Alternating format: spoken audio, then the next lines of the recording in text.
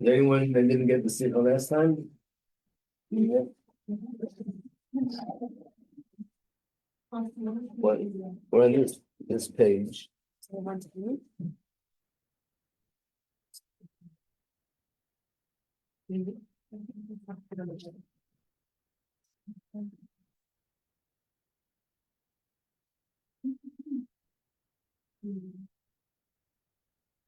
Let me first preface by going over briefly what we learned before. You know what? This is starting from the middle, so let me give out the first page that we used. I'm sorry about that. Making work so hard today. Okay, thank you.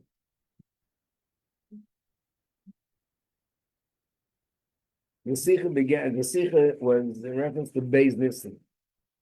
Beis Nissen is the date that's actually coming up. This Sunday is Rosh Chodesh, and Monday is Beis Nissen. Beis Nissen is the yahrzeit, or we call it Yom Hilula of the Rebbe Rashab. The Rebbe Rashab was very young. He was not even 60 years old yet. He's 59, and it was just a few days after Purim that he got sick. I think exactly didn't know exactly what it is. They couldn't figure it out. And the situation was getting worse. Maybe it was 2 or 3 weeks. And then on the day of Beis Nissen, the second day of Nissen, he passed away. This was in 1920. So,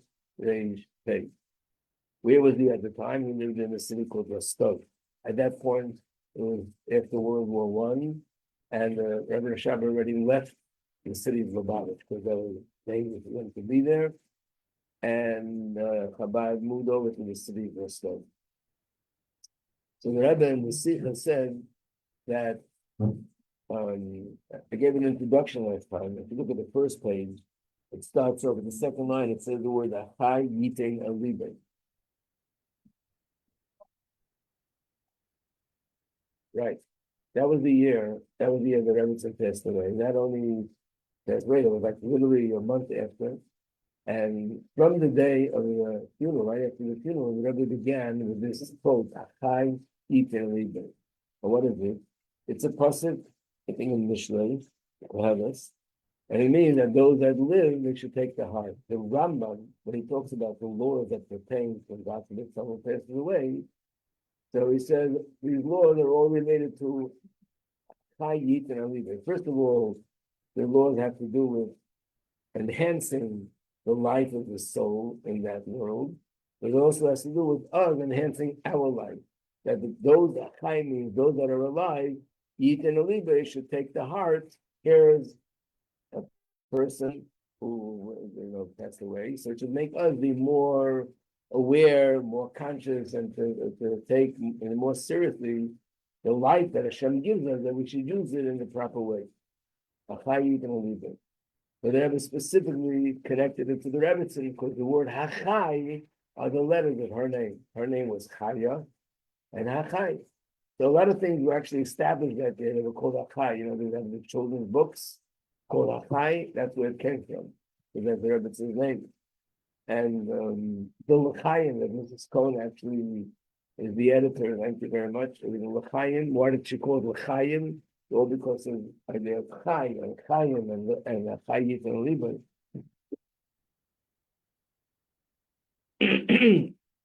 So everything is about Chayit and Liban. So that year, which was 1988, the Rebbe said, first he gave an introduction that the day of Beis Nissen has 2 aspects to it. One is that it's the day of the Rebbe Rashab's passing. But the other aspect of being that the day that's his passing, it's also the first day of the Frierdiker Rebbe's leadership. And the rest of the Sikha focuses mainly on the fact that it's the first day of the Rebbe's Frierdiker leadership. And Achai Yit and Liba means that the Rebbe always turns things into a positive way. That what is Achai Yit and Liba? You should take more to heart. It means the event should add more to your life, to our life. Those that Hashem gives them life, it should add more. So being that this is the day of the leadership of the Frierdiker Rebbe, that means on this day, it's a day that adds more life to him as a leader, and then naturally from him it also reaches all the Hasidim, that it adds more life to us. In other words, any day that's a significant day for the year, when that day comes around again, it should add more life, and specifically this. And then it goes on to say that the relationship between a Nasi, which is like the king, and the subjects is a very strong relationship, and describes it based on the words of the Rambam, where the Rambam writes that the king is the heart of the people. And Rabbi explained that there are three organs in the body. There are kings: the brain, the heart, and the liver. That's what the Zohar says. In fact, the word melech is spelled mem, lamed. Mem stands for moyach, the brain. Lamed stands for leiv, the heart. Tav stands for kaved, which means the liver. These are three organs that are vital organs in the body. And then he went into the difference between them is that the heart is exceptional in the sense that is different even than the brain. The brain gives life to all the organs, the heart gives life, but the brain gives life to the organs in a sense, in a way which is like remote control. From the distance, the brain gives life to the organ. The heart is much more than that. The very same blood that a minute ago was situated in the heart, that same blood leaves the heart, travels to all the organs in the body, and comes back to the heart again. And from the heart, it goes back to all the organs in the body. And that indicates that the relationship between the heart and the organs is even more than the relationship between the brain and the organs. And that's the significance of a king, that a king has a very close connection to the people, that he gives life to the people. It comes through the king. And the Rebbe added that it's especially significant this year, the year that he was speaking, because that year was 68 years from when the Frierdiker Rebbe became Rebbe. And what's significant about the number 68? The gematria, the word Chaim, is 68. So how much more so that this year there has to be much more light added to the Rebbe, and also to the nation, which are the people, the Chassidim, are connected to the Rebbe. So we started this piece on page 348.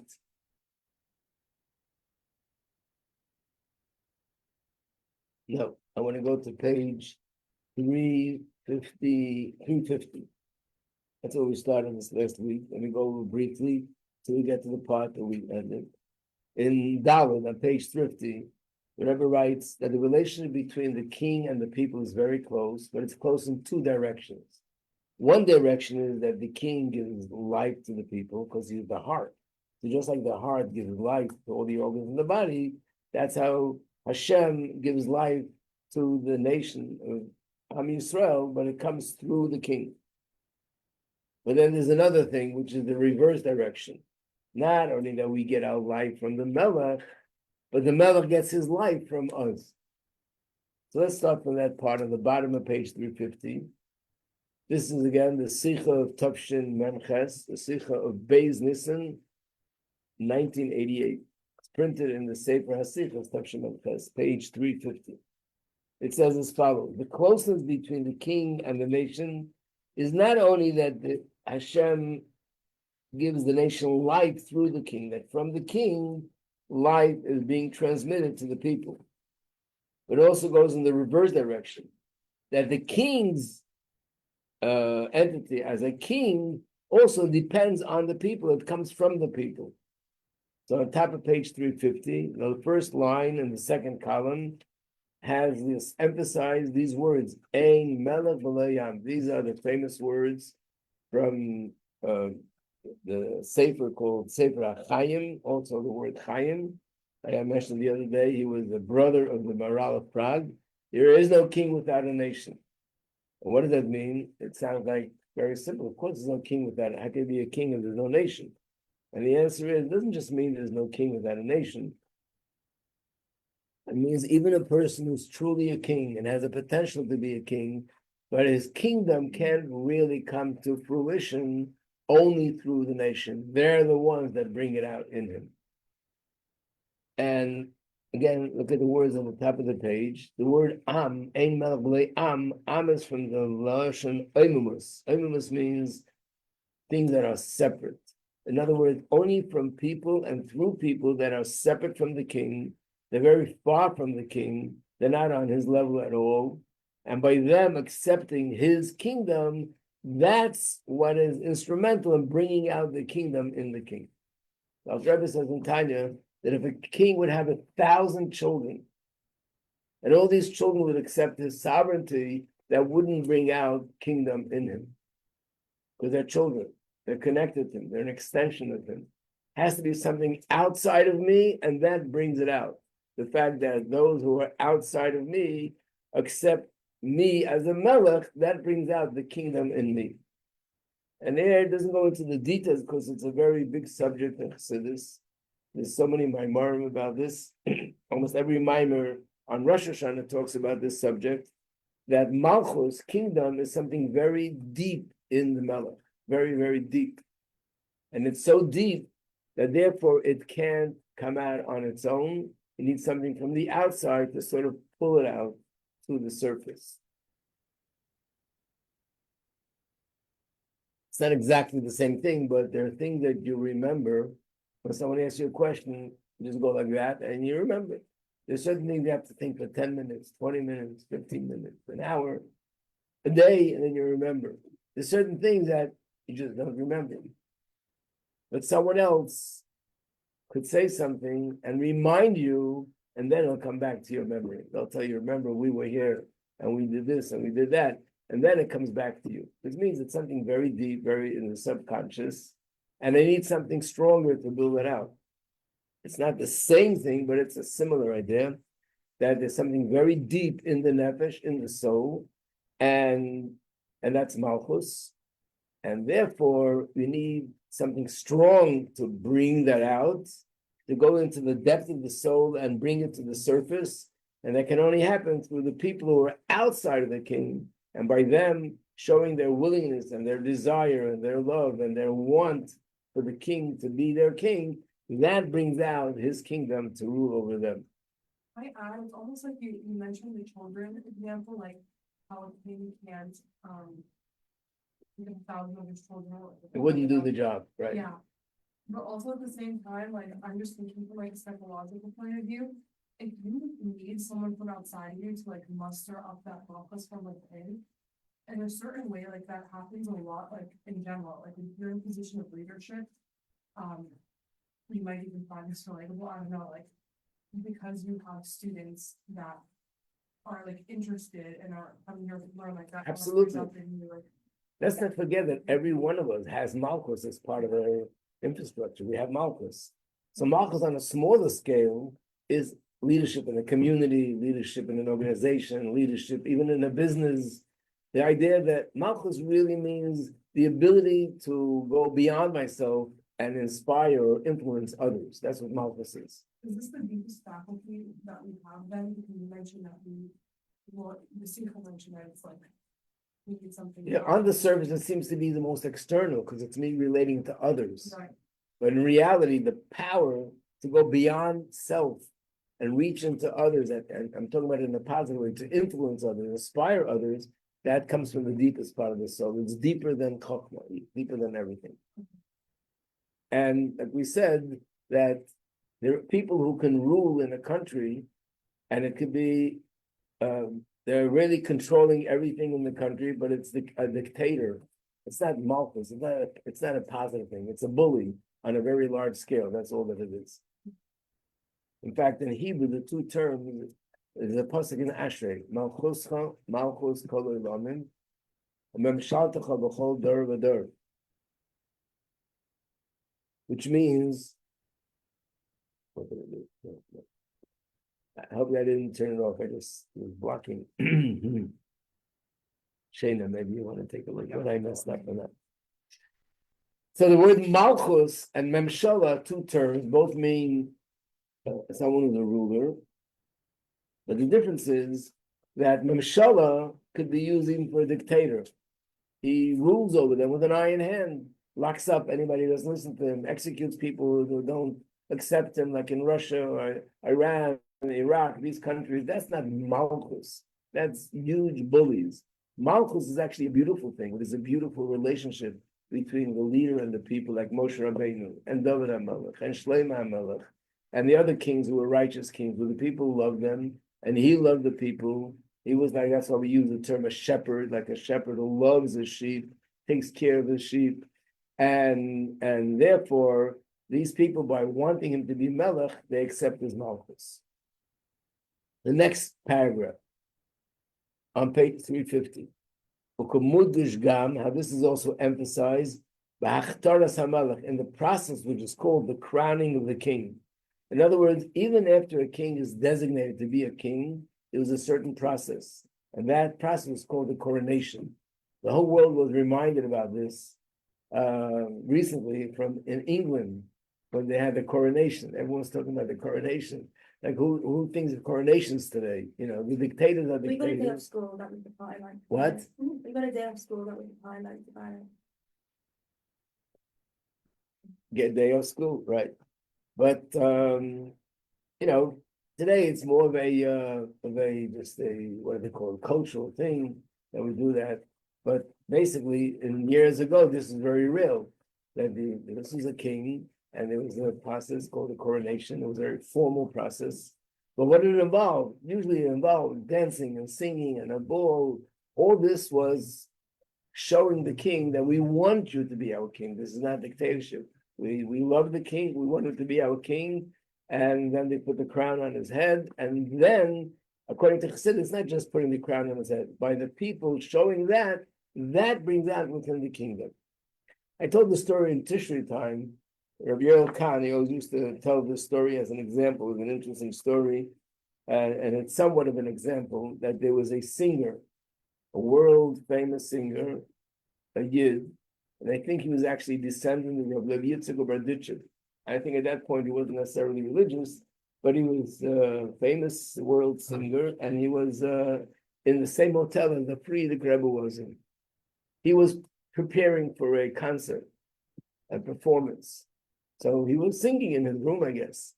And the two met in the hallway. The Frierdiker Rebbe met him in the hallway. And he said, I heard you preparing for this performance. I just want to mention that this song that you sang really needed to go up another 16th of a note higher. Mm-hmm. So he said to the Frierdiker Rebbe, I know, it's a very, very difficult note to bring out, but I'm not worried. I know when I'll be on stage and there'll be 5,000 people sitting there, it's going to come out. Mm-hmm. In my room, it can't come out. But out there, when there'll be 5,000 people there, and they're my sort of they're my fans, and they're expecting it to come out, and they're waiting for it to come. It's going to come out by itself.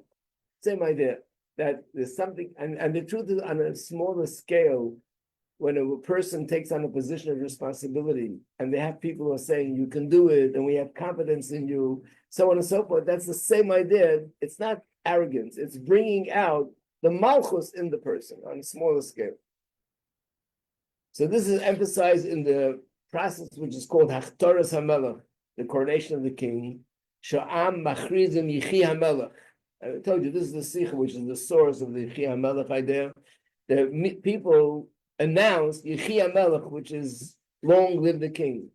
Apparently, in the secular world also, I think even in the coronation in England, they said long live the king. But years ago, that was the way people said it. And in the Torah, we'll see inside, I'll show you where that was what's said, Yechi HaMelech. We find this by Malchus Beis David, that this emphasizes that the people, they have the power to add in the life of the Melech. Remember, the whole Sikha revolves around the word Chai, Chayim, life, and so on. What is the Rebbe talking about? That we see this in Malchus Beis David. So I want to give you this sheet. This is when Shlomo HaMelech was crowned as a king. Coronation. Yeah.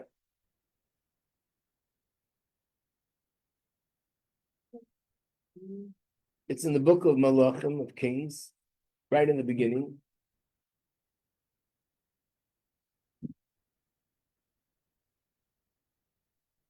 This is a story with King David. David HaMelech was very sick. This is toward the end of his life. And Shlomo HaMelech was supposed to be appointed as his successor. But then instead, there was one of his sons that decided that he's going to appoint himself as the successor. And the Navi came to Bathsheba, who was the wife of King David, and said, you're the only one that can go to the king, that he should make sure to guarantee that Shlomo HaMelech will take over his leadership, not the other son. So with the part where it's underlined, shows you that she spoke to David HaMelech. You can read it later yourself.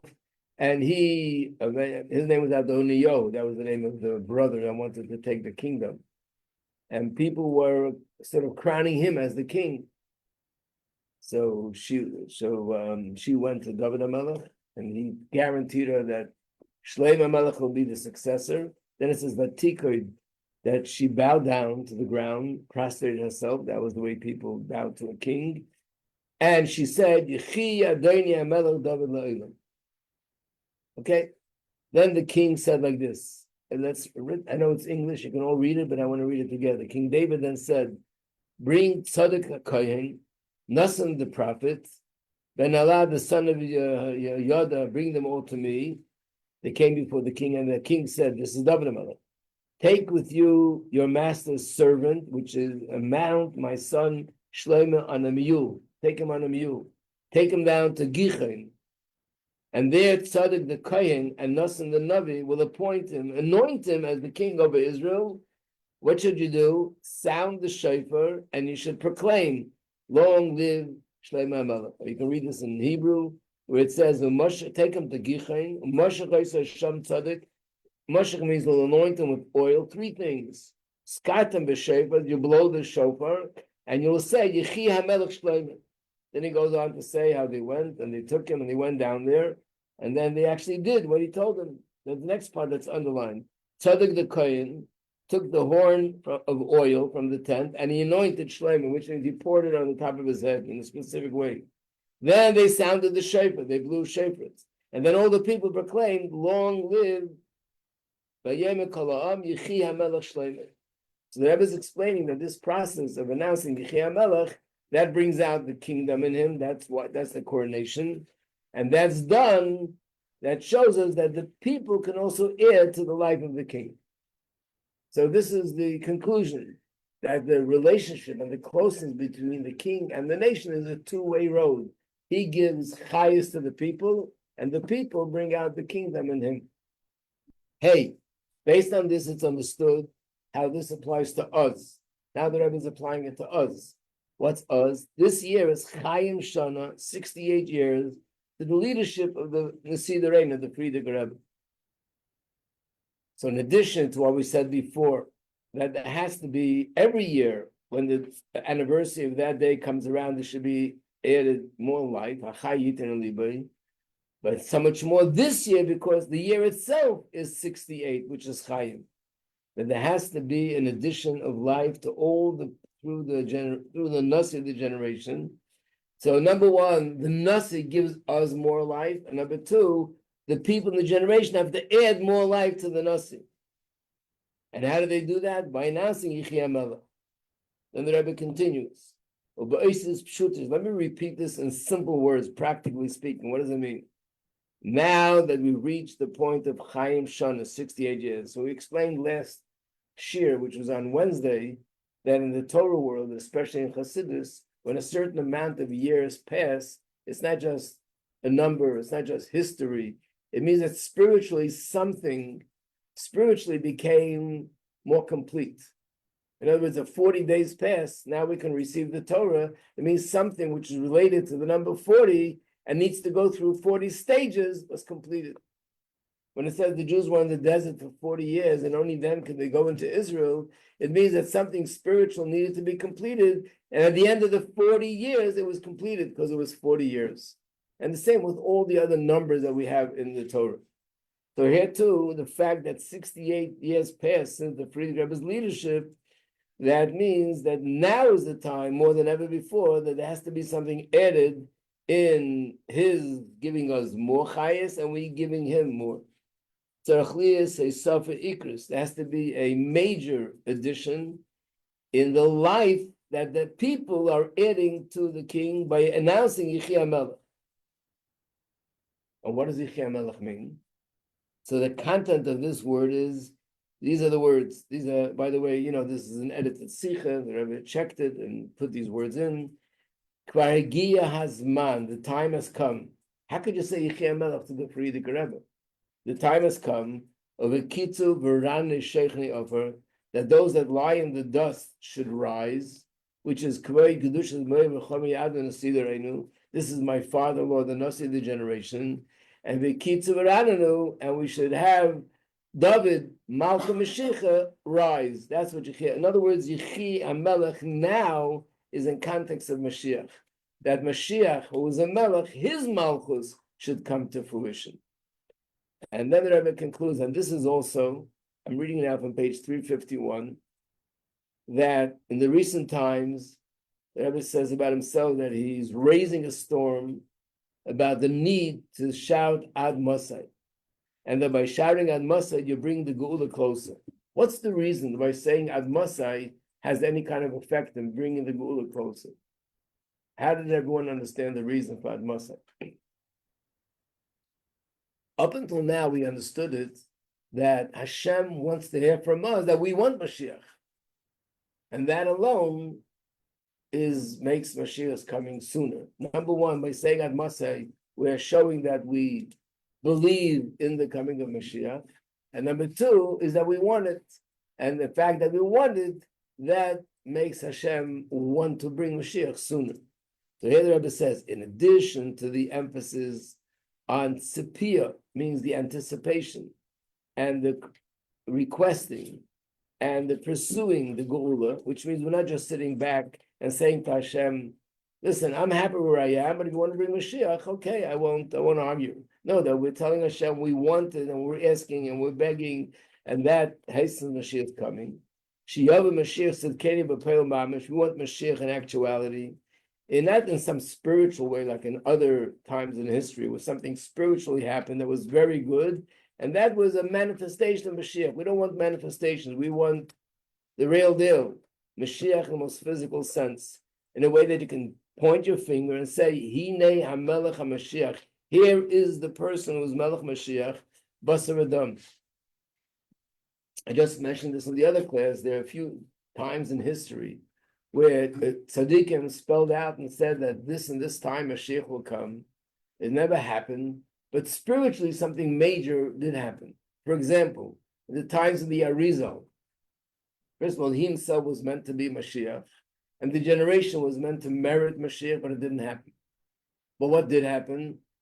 Something did happen, and that is that the secrets of Kabbalah, which up until his times were totally hidden, now it was a green light, and the secrets of Kabbalah began to be revealed. So it's, in a sense, Mashiach, but in a spiritual sense. They say the same about the Rambam, that the Rambam wrote that in his times Mashiach was going to come.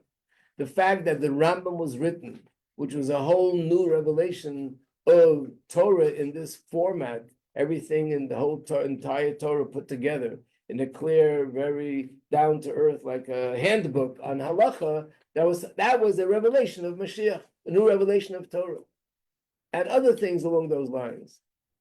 When the Alter Rebbe said that in the year 1848 Mashiach is going to come, and the Rebbe Maharash asked his father, but it didn't happen, it's 1848. And he said to him, but the Likkutei Torah was printed this year. Maimari that were never printed before. So there's no Chassidus in the world.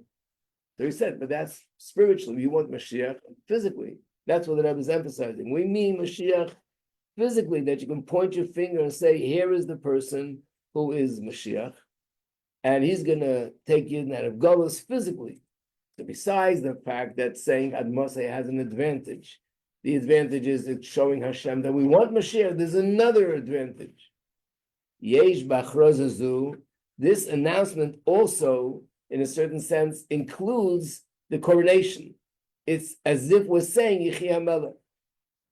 And through that, this brings Mashiach to come.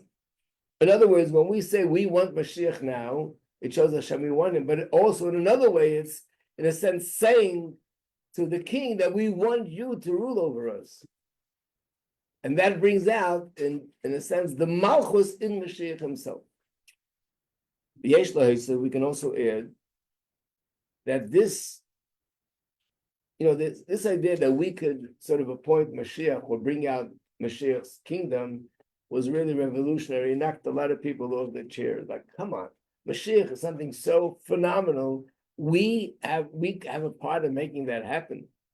I'm not even talking about Gula, I'm talking about the person who's Mashiach. This is like purely all from Hashem. So the Rebbe is saying, no, actually there's even a closer relationship between Mashiach and the people more than anyone else. How? Eitzel Mashiach, Mudgeshes Yosef by Mashiach, it's much more emphasized the connection to Mashiach and every Yid.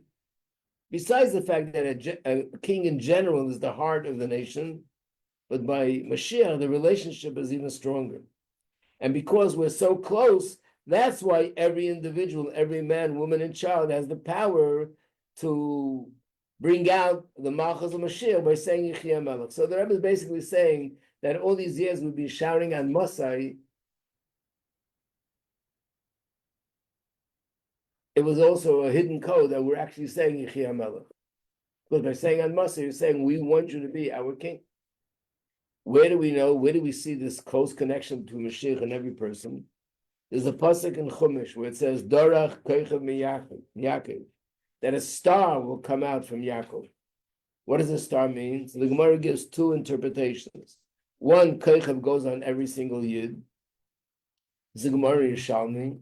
It means that Yidden will be like stars. The other interpretation is that it's alluding to Mashiach. He's the one who's called a star. So, okay, two interpretations. But there's another place where it's been explained that it's not two opinions that oppose each other, but they're two opinions that can complement each other. They're both true, which is based on the fact that it's known that every single Yid has a spark of Mashiach in him. As we know, the Rebbe always brings this from a very big tzaddik, in a very big Rebbe. His name was Reb Nachum of Chernobyl, and he wrote a sefer called Ma'orei Nayim, and in there he writes that every Yid has a spark of Mashiach in his neshama. What is it? That's the Yechida of our neshama. And that spark is part of Mashiach's neshama. So in a sense, Mashiach includes all our neshamas, and every neshama has a spark of Mashiach's neshama. So what we see from this is that by Mashiach, you see much more the emphasis between every Yid and Mashiach, because we all have Yechida, and Yechida is the neshama of Mashiach. And therefore, when we say a king can be a king without a nation, that by saying Yechia Melech, by the coronation, it brings down the king's kingdom. By Mashiach, it's even more than other kings, because there's a much closer connection between Mashiach and every single Yid.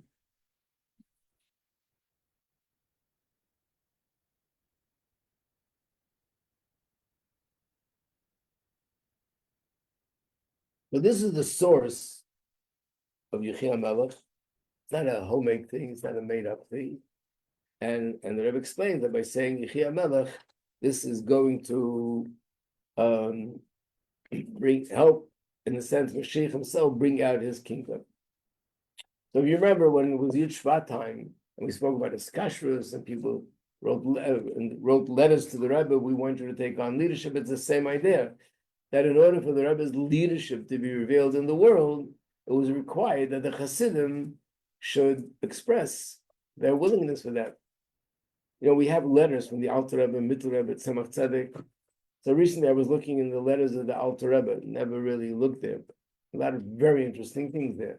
But one of the letters are a letter that they wrote to the son of the Mezritcha Magi, that they want him to take over leadership. And you see the Alter Rebbe signing it, and other people are signing it.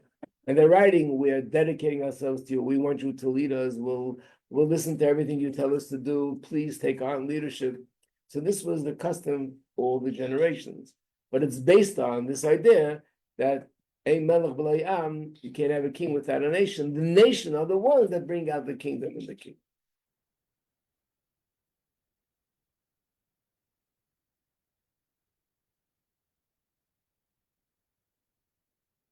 When you listen to this recording, the Rebbe giving the Sikha, right after the talk, you hear everybody screaming, Yechia Melech, Yechia Melech, Yechia Melech. But it didn't continue after this. We remember like they started to sing Yechi and then the Rebbe didn't like it and then he did encourage it later on. Like, what's that story? That's a different story. That's a story that happened a number of years earlier. But I'm just going to explain that why was it sort of not really done until the Rebbe had the stroke? And the answer is, when the Rebbe had the stroke, that's when somebody remembered, wait a second, didn't the Rebbe say that we can actually add to the physical life of the king? So therefore, that means we're saying, you're actually making the king healthier. Before, no one even thought of it because the Rebbe didn't need us to make him healthier. He was healthy. And that's when it started to be something. So does it mean that the Rebbe meant it for later, or the Rebbe actually meant it for now when we didn't get it? It could be both. I remember one year, it was Shavuos, 1964. And the Rebbe said something, I think it was, he spoke something about Russian Jews, and then the Rebbe said, "Nu." Everybody looked around like, and the Rebbe said again, "Nu," and it was very, very agitated. "Nu." Nobody knew what to do. And then all of a sudden, the Rebbe, I remember the Rebbe had tissue in his hand. He put it on the table. And he said, "Tomorrow, I'm going to get letters. Should I send this package to Russia? Should I send that package to Russia? Will this be better? Will that be better?" If everyone would have said L'chaim now for the Yidden in Russia, they could have been able to accomplish that. All the Yidden would be able to leave Russia. What did that mean? Obviously, it was a moment of Eis Ratzon. The Rebbe saw that it's a moment. Obviously, he didn't have the permission to openly say what it's about, trying to hint to us. And had everyone said L'chaim for the Yidden in Russia at that moment, this could have made, which means what we saw just a few years later, that the doors in Russia opened, not so many few years, 20 years later, the doors opened and everyone came out. This could have happened 20 years earlier. I remember the Rebbe was very, very, you saw very, very anguished by what was going on. He finished the Farbrengen early and he left earlier.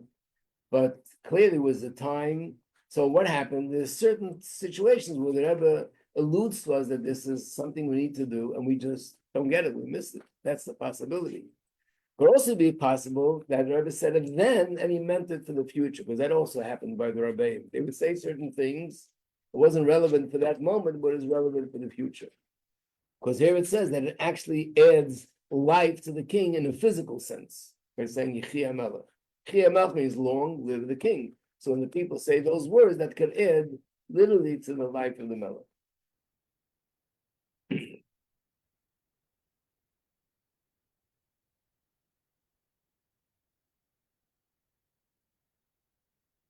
Yes, I mean, of course, there's a lot of questions. How come everybody doesn't go by that? Or what do they say? What do they think? But as you know, we don't usually bring this up in class. But anyone who wants to have a discussion about it is welcome anytime.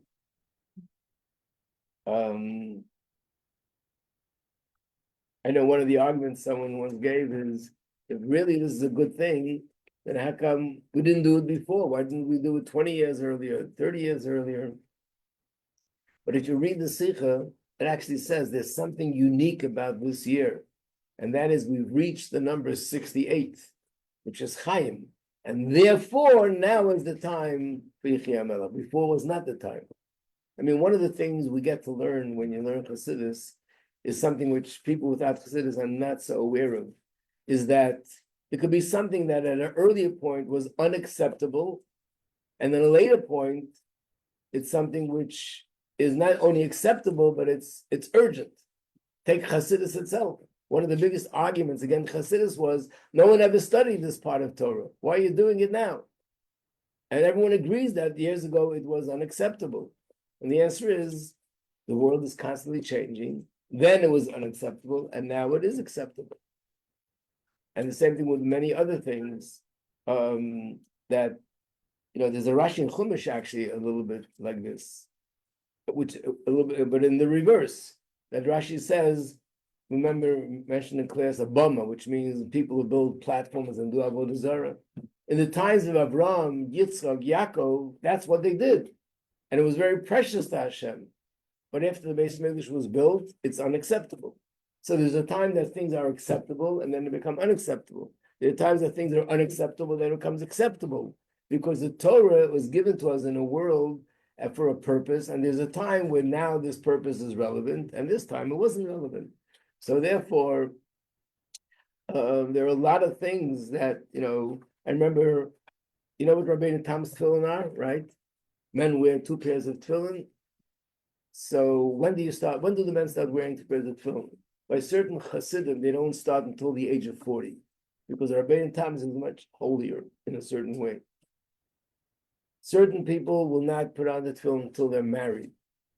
In Chabad, the custom was mainly when we turned 18 years old. One year, it was Purim, and the Rebbe said, from now on, boys who are bar mitzvah should start putting on Rabbeinu Tam's tefillin. Say it one more time, what was the Chabad custom before? 18 years old, mainly, yeah. And from now on, bar mitzvah boys should start putting on tefillin from age of bar mitzvah. But not 2 months before. What does that mean? Bar mitzvah boys put on tefillin when they become bar mitzvah, but how do they know how to do it right away? They have to practice before.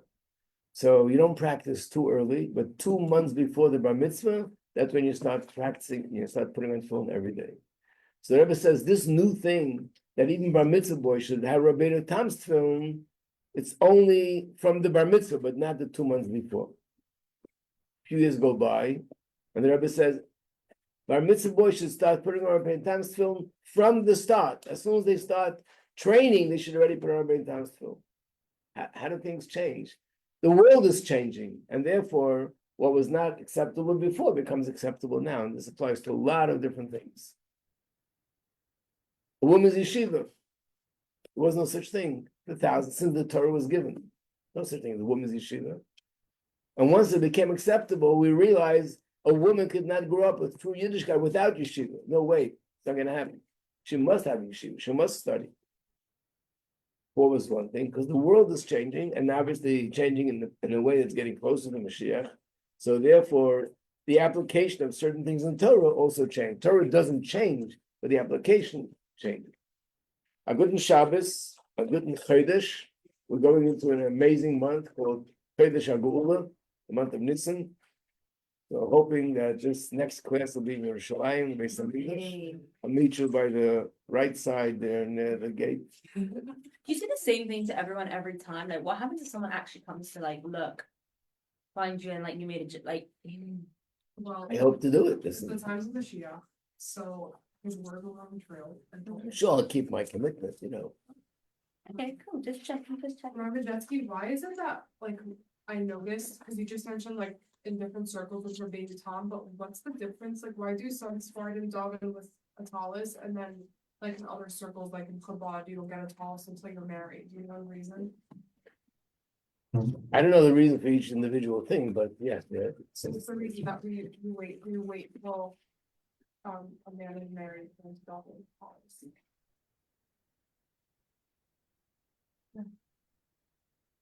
Must have read the reason once upon a time. It's the one thing that I maybe don't remember. Don't worry, I'll remind you. Okay. Good Shabbos, Rabbi Majeski. Rabbi Majeski, Yeah, can I call you? you can call me, yes. Okay, Yeah, I'll call you. wait till I get downstairs. Okay, great. I'm Good sorry. Shabbos. No problem. Thank you.